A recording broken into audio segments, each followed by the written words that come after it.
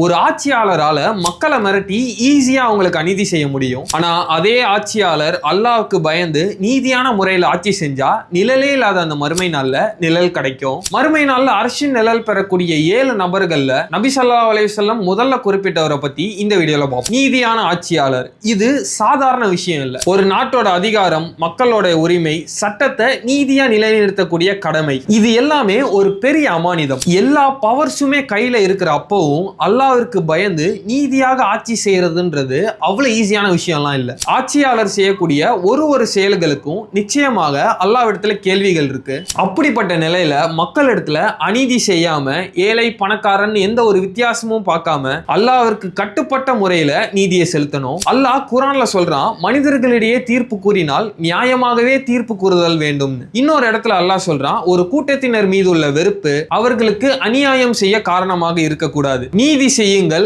அதுவே தக்வாவிற்கு மிக நெருக்கமானதுன்னு இந்த வசனத்து மூலியமா நம்மளால கிளியரா புரிஞ்சுக்க முடியுது. நம்மளுக்கு ஃபேவரா இருக்கவங்க கிட்ட மட்டும் இல்லாம நம்மளுக்கு பிடிக்காதவங்களாவே இருந்தாலும் அவங்களிடத்திலையும் நீதி செலுத்தணும்னு. ஒரு நீதியான ஆட்சியாளர் மக்களிடத்துல சட்டத்தை சமமாக நிலைநாட்டுவார். அநியாயத்திற்கு ஆதரவாக இருக்க மாட்டார். தனக்கு கிடைத்த பதவியை வைத்து பெருமை அடிக்க மாட்டார். இன்னைக்கு இந்த உலகத்துல கிடைக்கிற பணம், பதவி, இதுக்காக ஆட்சியாளர் செய்யக்கூடிய தவறுகள் நாளைக்கு அல்லாஹ்விடத்துல மிகப்பெரிய தண்டனைக்கு உள்ளாக்கும். ஆனா அதுவே அல்லாஹ்வுக்கு பயந்து நீதியான முறையில் ஆட்சி செய்யற ஆட்சியாளருக்கு நிழலே இல்லாத அந்த மறுமை நாள்ல அல்லாஹ்வுடைய அர்ஷின் நிழல் கிடைக்கும். நம்ம லைஃப்லயுமே நம்ம ஏதாச்சும் ஒரு தலைமை பொறுப்புல இருப்போம். ஃபார் எக்ஸாம்பிள், ஒரு பிசினஸ் ஓனரா இருக்கலாம், இல்ல ஒரு கம்பெனில டீம் லீடரா இருக்கலாம், அப்படி இல்லைன்னா ஒரு குடும்பத்தோட தலைவராகவும் இருக்கலாம். நம்ம இருக்கிற பொறுப்புல அல்லாஹ்வுக்கு பயந்து நீதியை செலுத்துவோம் இன்ஷா அல்லாஹ்.